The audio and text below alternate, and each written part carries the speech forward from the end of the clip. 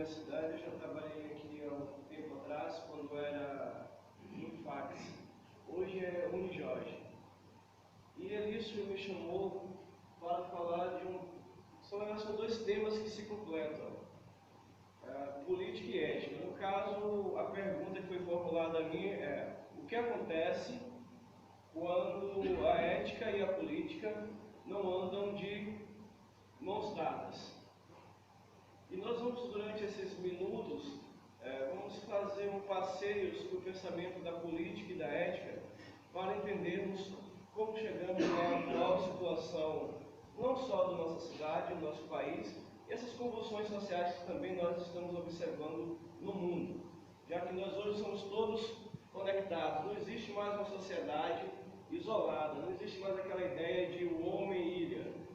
Tudo que acontece em outro lugar, em outra cidade, em outro país, acaba de alguma maneira nos atingindo para o bem ou para o mal. E onde é que entra nisso tudo a ética e a política? O professor, na abertura, falou sobre o analfabeto político. Há uma confusão muito grande que nós fazemos entre políticos e política. Política é algo essencial, é uma ciência essencial. Não há sociedade sem política.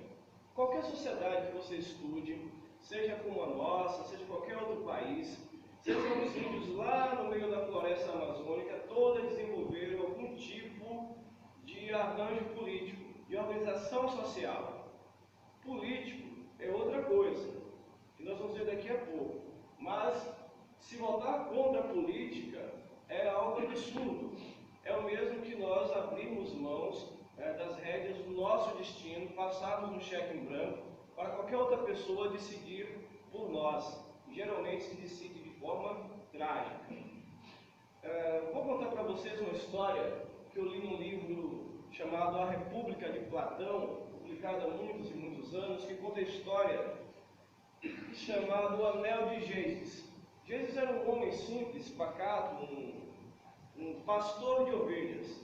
Passou sua vida toda no campo, nunca teve nenhum tipo de grandes aspirações. Era um homem comum, um homem bom. Um dia ele estava lá no campo, quando choveu muito, e abriu uma fenda no chão e ele caiu. Dentro desse buraco ele encontrou um cavalo de prata e dentro do cavalo um corpo de um gigante com um anel no dedo. Ele tirou o anel e colocou no bolso. Todos os anos os pastores se reuniam e escolhiam alguém para ir falar com o rei e levar as demandas, o chefe do lugar. Gênesis foi para o conselho então dos pastores e sentou. Ele lembrou do anel e colocou o anel no dedo. E ficou surpreso que ao colocar o anel no dedo, ninguém notou que ele estava ali. Ele percebeu que ficara invisível. Ele tirava o anel, todo mundo via. Colocava o anel, ficava invisível. E ele convenceu os pastores que naquele ano ele deveria entrar no palácio, que era de extrema segurança, para levar as demandas dos outros pastores. Colocou o anel no dedo ao chegar no palácio, seduziu a rainha e matou o rei e assumiu o lugar do rei. E começou ali um império de terror, perseguições e mortes. Esse conto de Platão, essa história, ela nos provoca um pensamento. Nós somos bons porque realmente somos bons? Ou somos bons porque temos medo de sermos pegos na malvadeza que venhamos a praticar? O homem é bom mesmo ou ele só é bom porque ele tem medo de ser punido? Essa é a pergunta. Qual de nós, se tivéssemos a chance de Gênesis de colocar um anel no dedo, só faria coisas boas e invisíveis? Mas você precisa ficar invisível para fazer coisa boa? Mas se tivesse esse poder hoje à noite, vou colocar o anel aqui, eu posso entrar em qualquer casa, posso fazer qualquer coisa e ninguém vai notar minha presença. Qual de nós se manteria bons, solidários e fraternos? Esse é o debate. Aqui é uma frase que fecha o livro que eu trouxe para nós refletirmos. Não se é justo por escolha, mas por constrangimento, visto que não se encara a justiça como um bem individual. Pois sempre que se acredita poder ser justo, sem sofrer represália, não se deixa de o ser. Lá no Anel de Gênesis. Ele desmonta toda a nossa ideia de bondade. Ora, eu vou praticar coisas boas, vou ser solidário, vou oferecer esmola, porque eu quero a salvação da minha alma. E se eu não tivesse a salvação da minha alma? Eu continuaria sendo bom, por ser bom, tão somente ser bom? Então partimos para a política. Todas as vezes que nós ligamos nos últimos tempos rádio, a TV, sempre tem alguma coisa negativa sobre políticos. E como é que nós nos portamos? Olhamos para aquelas matérias, para as denúncias e falamos, só tem criminosos na política, só tem bandidos na política, não é assim? Mas quem foi que colocou o anel de Geise no dedo do político? Que por um bom tempo ele estava invisível, imune a todas as coisas. Nós, a sociedade. Mas naquele momento que deu errado, é como se houvesse um distanciamento. Eu não faço parte disso. Eu não estava lá. Eu não comungo com isso. E aí entra a questão ética. Moral é uma coisa. Moral você tem individualmente, um grupo de pessoas tem moral individual. Você pode falar na moral cristã, na moral católica, na moral dos bares, dos bêbados ali no bar, na moral de um grupo de amigos.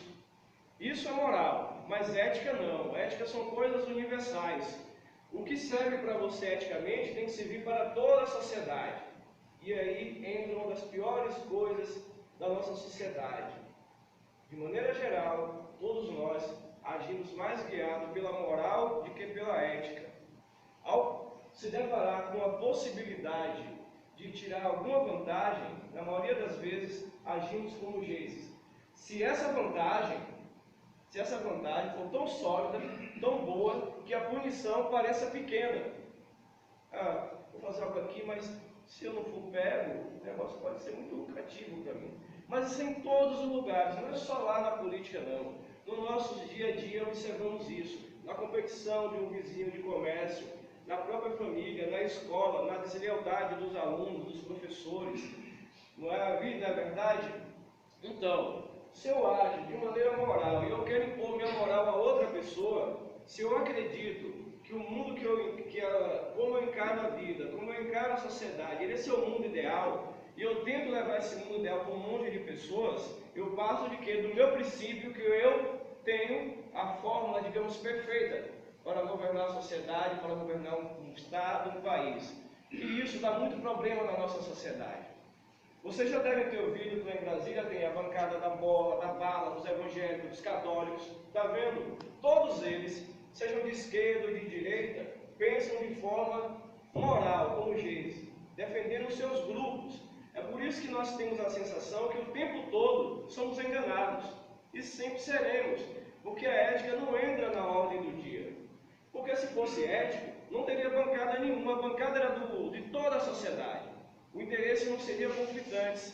Mas vamos lá, uma coisa bem simples para nós ilustrarmos.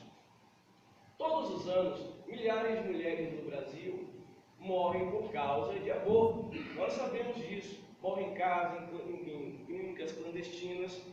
Ora, as mulheres, de modo geral, ela é dona, senhoras do corpo. Se ela resolver que vai abortar, ela vai abortar. Vocês já ouviram o debate sobre aborto, como é?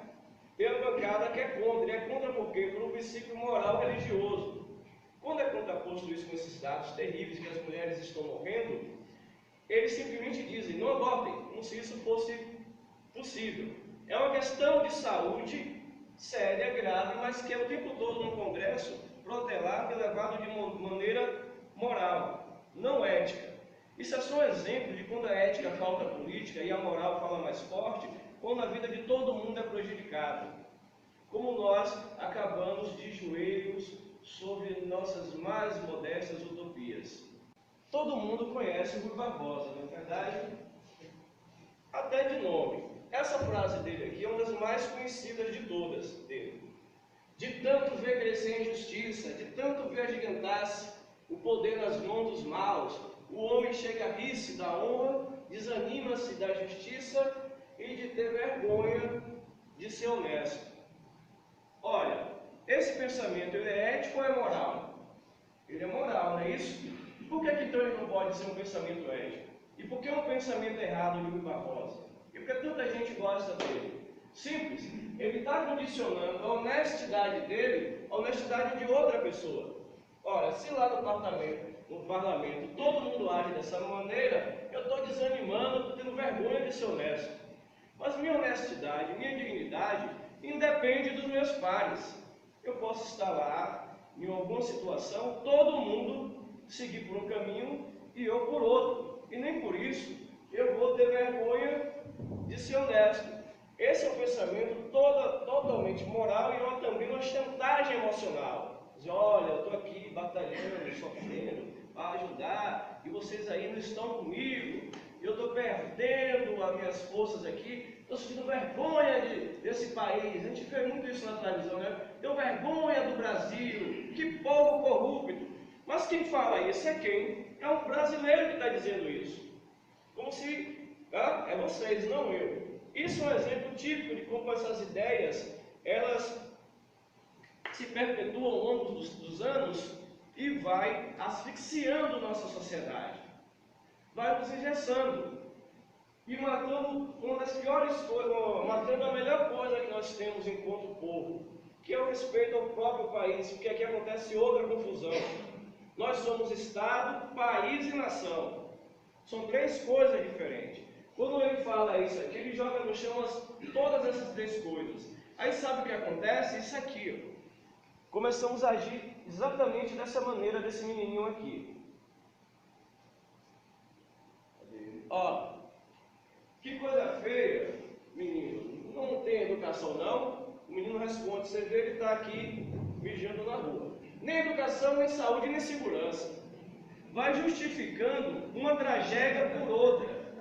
Não é? É como você fosse apagar o fogo fazendo o quê? Jogando gasolina. Olha, não ter educação, não ter segurança, não ter saúde na educação, não me dá legitimidade para ser uma tragédia na sociedade. Sair por aí quebrando, depedrando, desejando mal dos outros, quebrando, destruindo o patrimônio público. Esse pensamento completo de Rui Barbosa.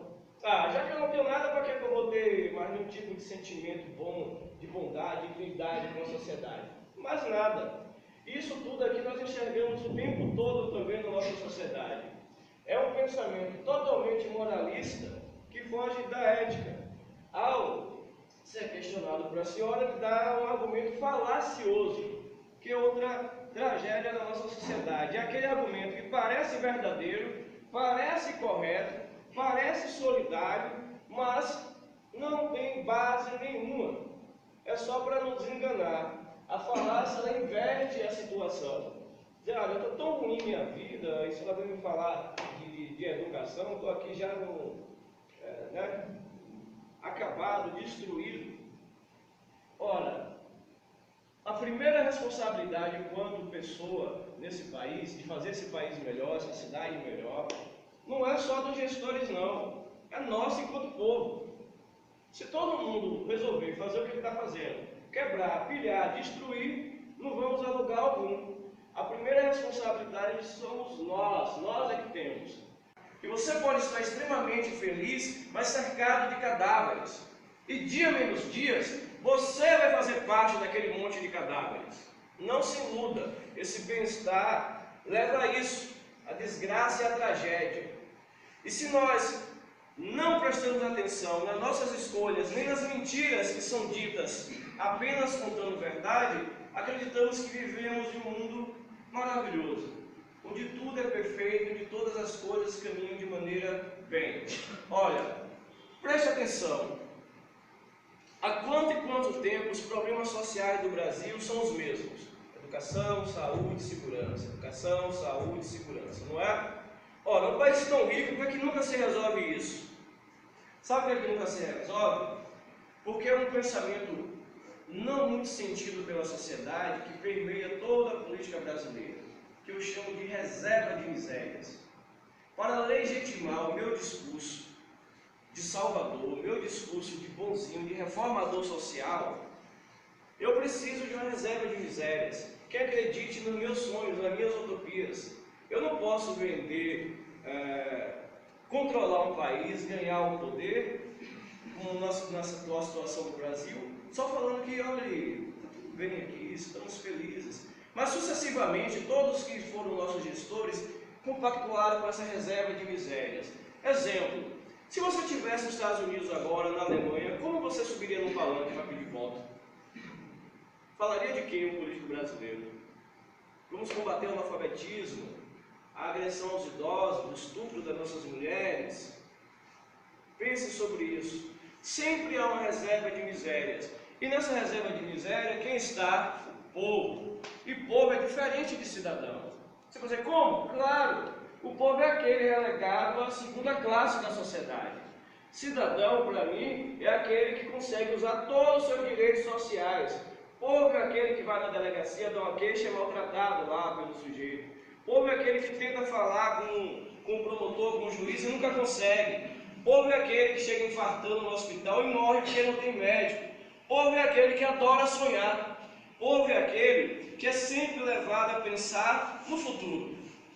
Né? Olha, vamos melhorar nossa vida. Amanhã será outro dia. Confie em mim, faremos o melhor por você. O presente não está na agenda do povo, está na agenda da cidadania. E os cidadãos controlam o país. É a nossa elite financeira, intelectual, artística e política. Enquanto nós, aqui embaixo, o povo, preso num discurso moral de salvador da pátria, continuamos sonhando com esse mundo maravilhoso, acreditando que o futuro será melhor. Salve o planeta para as futuras gerações. Mas como eu vou salvar o planeta para as futuras gerações se nem eu tenho futuro? Se eu ando a pé em uma cidade violenta, se eu pego um ônibus, se eu pego um coletivo, como? O povo é gestado, é minado por esse discurso moralista. Tornarei sua vida melhor. E vai sonhando, sonhando, sonhando.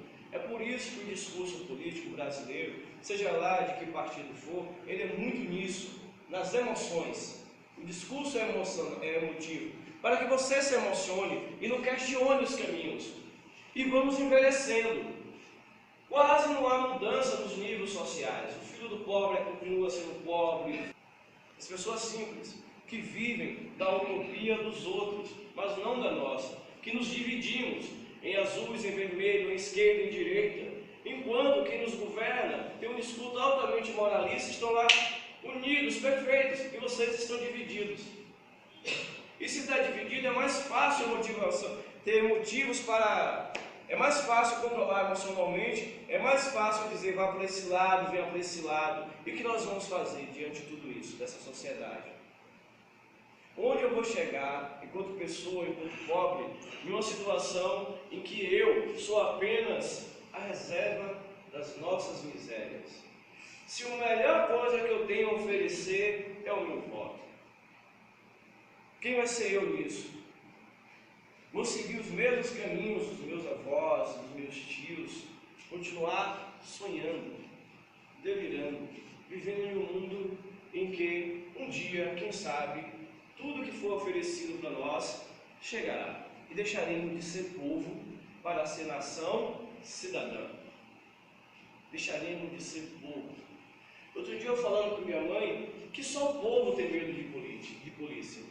Os cidadãos não têm. Cidadãos, quando são presos, não tomam porrada da polícia. Não são nem algemados. Não ficam em uma cela com 60 homens dentro que estão lá há mais de 10 anos. Os cidadãos, quando são presos, são chamados de Vossa Excelências. Nós, povo que não somos cidadãos, presos a esse discurso moralista, somos aqueles que tememos quem devia nos proteger. Porque o aparato do Estado é para nos dar segurança, não para nos ameaçar. Não ter medo.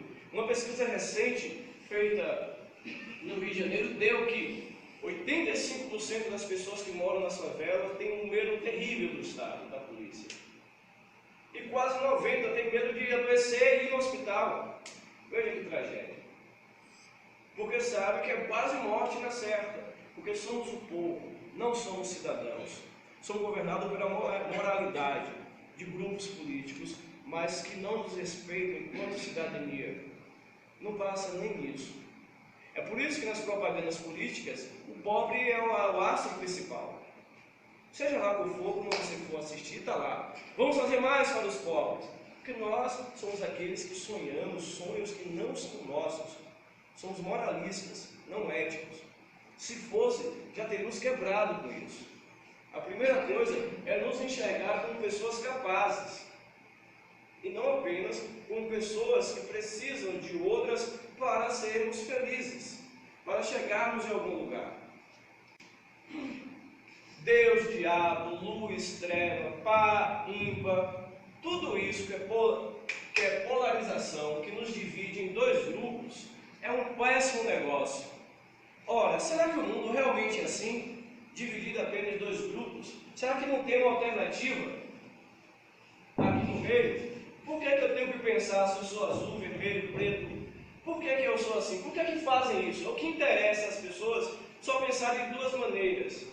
Imagina o seguinte, na época da escravidão, se todo mundo pensasse só assim, a escravidão é necessária, a escravidão não é necessária. Já que foi assim os debates, tem que escravizar, não tem que escravizar. Não, muitas pessoas pensaram de maneiras diferentes, muitas pessoas deram alternativas diferentes, se posicionaram de maneira diferente na sociedade e fugiram desse debate medíocre. Cada vez mais você eleva a pensar apenas duas alternativas, você vai ficar cada vez mais preso nessas duas alternativas. Cada vez mais você vai ser escravo dessas duas alternativas. A melhor alternativa para mim aqui é a terceira via. O que é que esses dois lados pensam de mim enquanto cidadão? O que é que esses dois lados têm de concreto? O que é que eles sabem da minha história, da minha vida, das minhas necessidades reais? Eu não quero saber que do lado de lá tem um mal, do lado de cá tem outro mal. Eu não quero pensar em um mundo, viver em um mundo que eu sou levado a andar por um caminho só, reto, como fosse aqueles burrinhos assim, ó, vá por aqui. Ou você cai no colo desse ou desse aqui, você vai ser feliz ou infeliz para sempre. E isso é um problema de educação. O nosso povo está começando a ser massacrado intelectualmente. Tem dificuldade de entender a realidade. E se eu tenho dificuldade de entender a realidade, o que é que eu faço? Vou optar pelo caminho mais fácil, só tem dois para escolher. Homem, mulher, par, ímpar. É fácil. Isso não é por acaso. Você controla a sociedade oferecendo dois caminhos. A gente acaba não pensando, não raciocinando. E nos tornamos inimigos. O vizinho do lado passa a ser meu inimigo porque ele é do lado azul. E o outro passa a ser inimigo porque é do lado vermelho. Mas os dois estão sofrendo as mesmas desgraças da sociedade. Os dois sofrem as mesmas intempéries, que nenhum dos dois lados consegue resolver. Eu quero uma coisa simples para mim, andar até o centro da cidade sem medo. Quem consegue resolver isso? Simples. Quero chegar ali no hospital e ter um médico para me atender agora. Vê como é simples para a gente não quer nem muita coisa. Mas aqui só nos ensina uma coisa, o ódio. O ódio é o maior instrumento de alienação que nós temos. Eu odeio o Geraldo, odeio o Sérgio, porque ele pensa diferente de mim. E quem disse que eles pensam realmente diferente de mim? E o que eu penso é realmente meu? Como eu tenho certeza que eu estou do lado certo? Quem me ensinou que seguir um caminho ou outro vai me fazer feliz? Porque eu tenho tanta convicção que um desses dois lados vai me tornar uma pessoa melhor e vai abrir as portas da felicidade para mim. E por que eu odeio o Geraldo só porque ele é de um lado diferente? Quem me ensinou a ter esse ódio todo de outro, do meu semelhante, das pessoas que eu conheço, só porque ele não pensa como eu? De onde veio isso? Porque de repente todo mundo acredita realmente que um desses dois lados é o mal. Você quer ver uma coisa estúpida? Se eu e você acreditarmos que apenas um partido nesse país é responsável por todas as desgraças, acreditar nesse discurso moral, nós estamos a um passo de cair uma forca. Seria muito fácil eu eliminar um dos dois lados e agora me faça feliz. Acabou. Matei, eliminou. Esse pensamento aqui é de um poeta chamado Eulália Miranda Mota. Olha o que ele fala. É bem desagradável a gente jogar pedra em quem já jogou flores. Mas se as flores do passado eram merecidas, não menos são as pedras do presente. O fato de eu ter tirado flores em quem as merecia não me impede de atirar pedras e não flores, desde que se tornou merecedor de pedras e não flores. Eulália Miranda Mota. Ora, é um pensamento muito interessante. Em política, isso aqui é cruel demais. Os políticos odeiam esse tipo de pensamento. Ele passa a ideia que você pode mudar de opinião, que você não precisa ficar agarrado a vida inteira àquela ideia. Se alguém hoje está fazendo bem e merece aplausos, estou aqui para aplaudir. Mas isso não me impede de no futuro dizer que está errado. E em vez de jogar flores, jogar pedra. Quando você muda criticamente de opinião, não quer dizer que você seja uma pessoa manipulada, tenha duas caras, não. Significa que você está enxergando a sociedade como ela é. Você imagina o seguinte, você casa com um sujeito, amava ele ontem. Hoje ele passa a espancar, bater, humilhar, e você vai continuar amando esse sujeito? Aí é um caso de psiquiatria. Na vida social nossa, a mesma coisa. Se está errado, e você antes ofereceu flores, jogue pedras, simbolicamente é claro, falando, sem pensar duas vezes, porque é sua vida que está em jogo.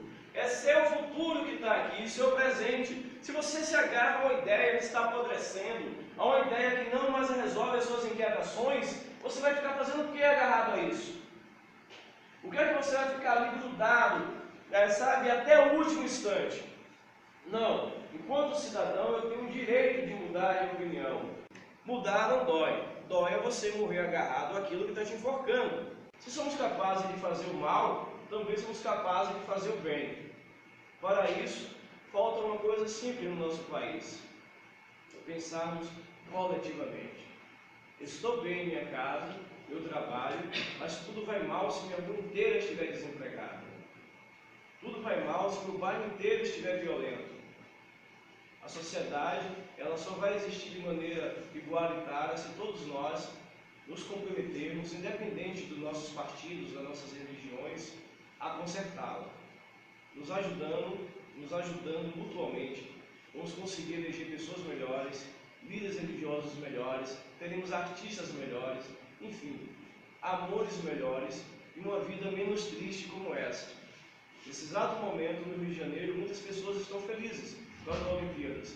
Mas nesse exato momento, muita gente está lá na porta da Ilha das Flores, catando coisa que nem os porcos iriam comer. O que eu tinha para falar com vocês é isso. Espero que tenham ficado algum tempo.